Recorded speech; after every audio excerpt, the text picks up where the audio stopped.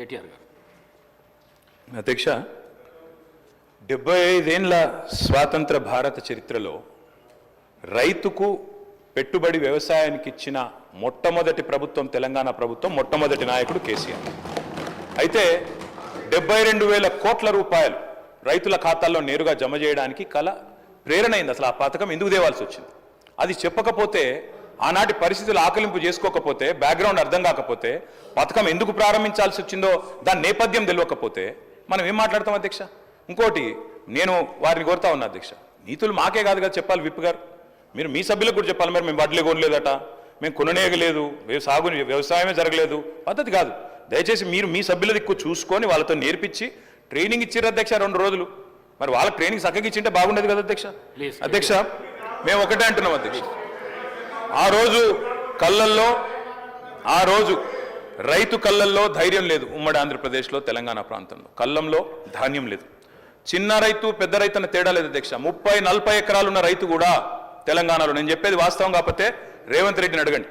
ఎందుకంటే ఆయన మహబూబ్ నగర్ జిల్లా, వలసల జిల్లాగా పేరుపడ్డ జిల్లా. ప్రతి సంవత్సరం 14 లక్షల మంది వలసపోయే జిల్లా.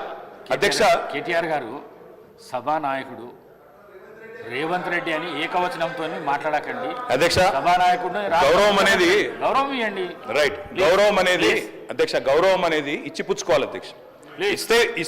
ఇస్తాం, మేము కూడా ఇస్తాం. ఇవ్వకపోతే కేసీఆర్ గారిని ఇష్టం వచ్చినట్టు మాట్లాడితే మేము కూడా అట్లే మాట్లాడాల్సి వస్తుంది అధ్యక్ష. దానికి మేమేం చేయలేం అధ్యక్ష. 20-30 నేనేం తిట్టలేదు కదా అధ్యక్ష. నేనేమన్నా అధ్యక్ష, పేరు పెట్టి పిలిచిన అంతే కదా. అదే ఏకవచనంతో పిలవకండి మీరు చాలా అధ్యక్ష.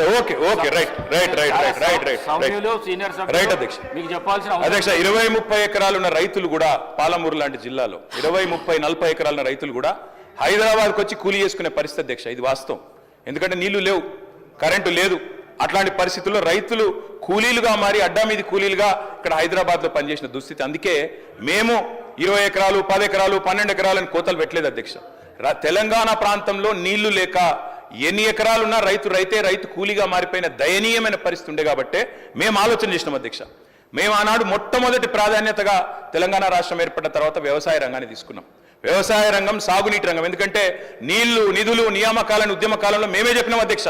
అందుకే నీటి విషయంలో ప్రతి నీటి బొట్టును ఒడిసి పట్టి గోదావరి కానీ కృష్ణ కానీ సాగునీటి అందించాలి, ఖచ్చితంగా రైతుల బీళ్లకు ఖచ్చితంగా నీళ్లు ఇవ్వాలని ఒక ఎజెండాతో పనిచేసినాం. ఆ పునర్నిర్మాణ కార్యక్రమం తీసుకున్నాం అధ్యక్ష. అందులో భాగంగానే అధ్యక్ష, రైతు చల్లగా ఉంటే పల్లె చల్లగా ఉంటుంది అధ్యక్ష. పల్లె కూడా అందరూ బాగుంటారు. ఎందుకంటే గ్రామీణ ఆర్థిక వ్యవస్థకు రైతు కేంద్ర బిందువు. ఆ రైతు బాగుంటే రైతు చుట్టూ అల్లుకున్న అన్ని కుల వృత్తులు బాగుంటాయి అధ్యక్ష. ఆ ఉద్దేశంతోనే వ్యవసాయాన్ని స్థిరీకరించాలనుకున్నాం. మేము రైతు బంధు పెట్టింది ఊరికైనా పెట్టలేదు అధ్యక్ష. మా ఉద్దేశం వ్యవసాయ స్థిరీకరణ, వ్యవసాయ స్టెబిలైజేషన్, అగ్రికల్చర్ స్టెబిలైజేషన్. ఆ కార్యక్రమంలోనే కొన్ని విప్లవాత్మకమైన కార్యక్రమాలు తీసుకున్నాం అధ్యక్ష. అందులో ముఖ్యమైనది అధ్యక్ష 24 గంటల నిరంతర విద్యుత్. తెలంగాణ వచ్చినాడు అధ్యక్ష, కరెంటు లేదు. తర్వాత మీరు చూసినట్టయితే ఆనాడు దాదాపు పొద్దున 3 గంటలు, రాత్రి 4 గంటల అధ్యక్ష కరెంటు. దొంగ రాత్రి, అర్ధరాత్రి వచ్చే కరెంటు కోసం కావలగాసి దుస్థితి. దాన్ని మార్చాలనుకున్నాం సమూలంగా. 24 గంటల నాణ్యమైన ఉచిత విద్యుత్ రైతులకు అందించిన ఒకే ఒక్క నాయకుడు భారతదేశంలో కేసీఆర్ గారు అధ్యక్ష. ఆ కార్యక్రమం చేశారు. అదేవిధంగా మంత్రి గారు కోమటిరెడ్డి వెంకటరెడ్డి గారు మీ అనుమతితో పర్మిషన్తో సభను ఎప్పుడు కూడా తప్పుతో పట్టించే విధంగా 10 ఏళ్ళు మంత్రిగా పనిచేసిన సీనియర్ శాసనసభ్యులు